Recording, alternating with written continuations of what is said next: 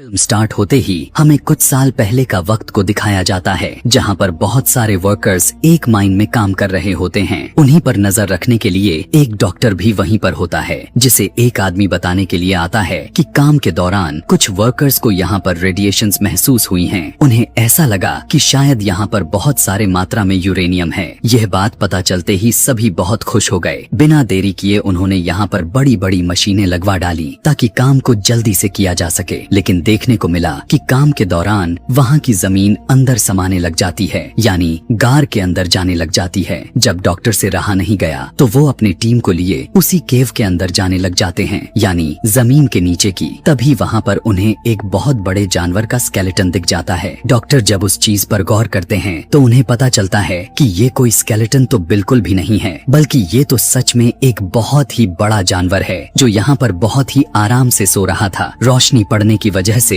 ये जायंट जानवर जिंदा हो चुका था, जिसके बाद हमें यह भी दिखाया गया कि वो जायंट जानवर केव से निकलकर समुंदर के अंदर चला गया था। यहाँ से सीन को शिफ्ट करके जापान में हमें एक साइंटिस्ट को दिखाया जाता है जो कि फोन पर किसी से बात करते हुए तेजी के साथ कहीं जा रहा था। फोन पर बात करते हुए हमें पता चलता है कि जिस जगह से वो जानवर निकला था वहाँ से अर्थक्वेक होता हुआ यहाँ तक आ रहा है। इस साइंटिस्ट का उस जगह पर एक बहुत ही कीमती प्लांट होता है। वो कहने लग जाता है कि अगर ऐसा चलता रहा तो मुझे तो अपने प्लांट को खोना पड़ जाएगा। तभी वहाँ पर उसकी वाइफ आती है और वो अपने वाइफ और अपने बेटे फोर्ड को लेकर वहाँ से चला जाता है। वो अपने वाइफ से कहता है कि इस तरह के अर्थक्वेक के झटके जो आ रहे हैं ये मुझे कोई अच्छी बात तो बिल्कुल भी नहीं लग रही, इसीलिए तब तक तुम मेरे प्लांट के पास मेरे कुछ टीम के साथ ही रहोगी। यहाँ से अब हमें वही साइंटिस्ट एक लैब में दिखाया जाता है जो कि यह पता लगा रहा था कि असल में ये अर्थक्वेक के झटके आखिर आ कहाँ से रहे हैं, लेकिन किसी को भी कुछ भी पता नहीं चल पा रहा था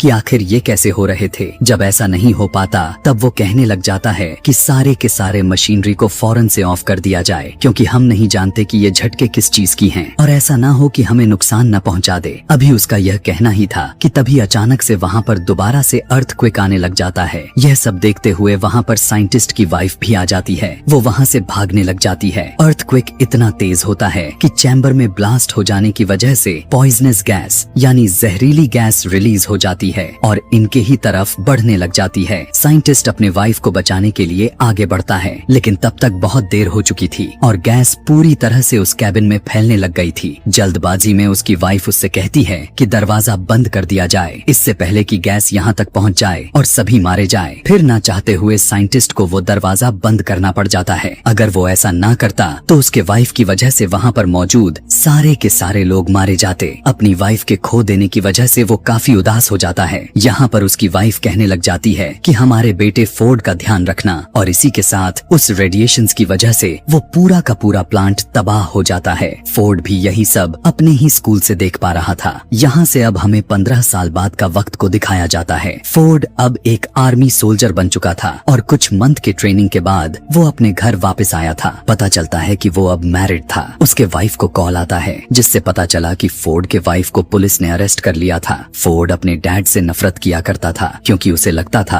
कि उसकी मदर की डेथ उनकी ही वजह से हुई थी, लेकिन अपने वाइफ से कहने पर वो उनसे मिलने के लिए चला जाता है और वहाँ पर जाकर वो अपने फादर को पुलिस से छुड़वा लेता है। फिर वो दोनों घर आते हैं तो उसका फादर उससे कहने लग जाते हैं कि बेटा वो एक एक्सीडेंट नहीं था, बल्कि उसके पीछे कुछ रेडिएशंस थी और सेम वही चीज हम अभी भी फील किए जा रहे हैं, और वो अभी इसलिए अरेस्ट हुआ था क्योंकि वो उसी जगह पर चला गया था जहाँ पर पुलिस उसे जाने से मना किया था। वो बताता है कि मेरे दोस्त ने भी वॉइस फ्रिक्वेंसी को नोट्स किया है, यानी वहाँ से एक बहुत ही अजीबो गरीब तरह के आवाजें आते हुए सुनाई दे रही हैं। इसीलिए मुझे वहाँ पर जाकर देखना होगा और यह साबित करना होगा कि उस रोज प्लांट पर जो ब्लास्ट हुआ था वो कोई एक्सीडेंट नहीं था। यह सुनने के बाद फोर्ड भी अपने फादर के साथ वहाँ पर जाने के लिए चल देता है। अब वो लोग नोटिस करते हैं कि वहाँ पर तो कोई भी किसी भी तरह के जहरीली गैस या फिर कोई रेडिएशन नहीं थी। वहाँ पर पुलिस फिर से आ जाती है और उन दोनों को पकड़कर अपने साथ लेकर जाती है, और वहाँ पर वही डॉक्टर जो इस कहानी के स्टार्टिंग सीन में दिखाया गया था वो भी होता है। वो सभी साइंटिस्ट से पूछने लग जाते हैं कि आखिर तुम बार बार उस जगह पर क्यों जाते हो। तब वो सब कुछ बताने लग जाता है जो वो करना चाहता था। यह सुनने के बाद तो डॉक्टर को बहुत हैरानी होती है क्योंकि इतनी सारी इन्फॉर्मेशन तो उसे भी नहीं पता था।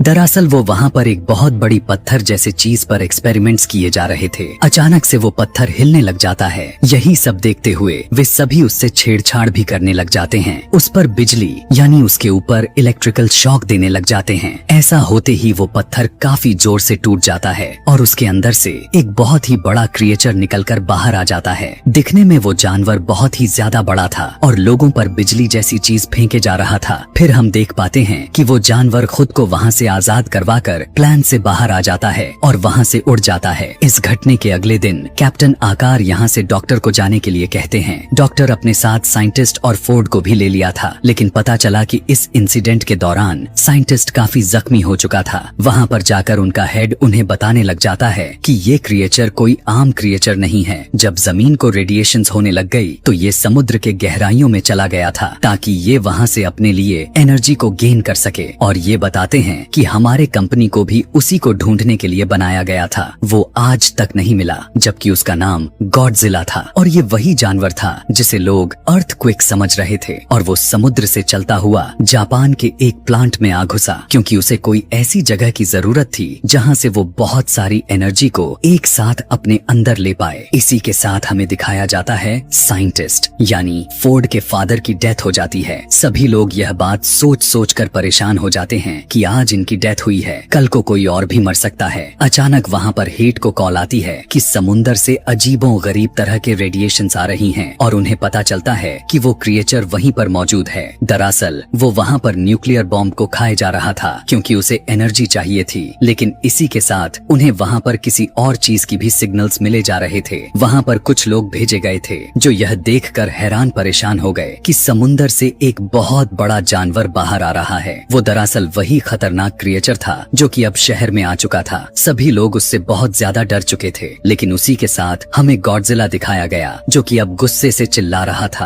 अगले दिन टीवी पर न्यूज में हमें दिखाया जाता है कि वो बड़ा सा क्रिएचर गॉडजिला से बचकर भाग चुका था। अब वो खतरनाक क्रिएचर समुंदर में जाकर और भी जानवर को अपने साथ ऐड कर रहा था। डॉक्टर की टीम मेंबर बताने लग जाती है कि हमें बहुत टाइम पहले 2 अंडे मिले हुए थे। एक अंडा में से जानवर निकलकर जापान के उसी प्लांट में चला गया था, लेकिन दूसरे अंडे के बारे में हमें कुछ नहीं पता कि उसका क्या हुआ था। उसे एक जगह पर सेफली तरीके से रखवा दिया गया था और जब कुछ आर्मी के साथ कुछ लोगों को वहाँ देखने के लिए भेजा जाता है तो वो देख पाते हैं कि उस अंडे में से वो भी जानवर भाग चुका था। पता चलता है कि ये दूसरा अंडा उसी खतरनाक क्रिएचर का था। वो उसमें से अब निकलकर किसी दूसरे शहर में जाकर वहाँ पर तोड़ फोड़ मचा रहा था। इन दोनों को अब पुलिस भी ढूंढने लग गई थी। फिर हमें दिखाया जाता है कि डॉक्टर टीवी पर दूसरे क्रिएचर की फुटेज को देख पा रहे थे। वहाँ पर वो नोटिस कर पाते हैं कि इस क्रिएचर के तो पर ही नहीं है जैसे पहले क्रिएचर के थे। रिसर्च करने पर उन्हें पता चला कि ये तो फीमेल है, जबकि पहला क्रिएचर मेल था।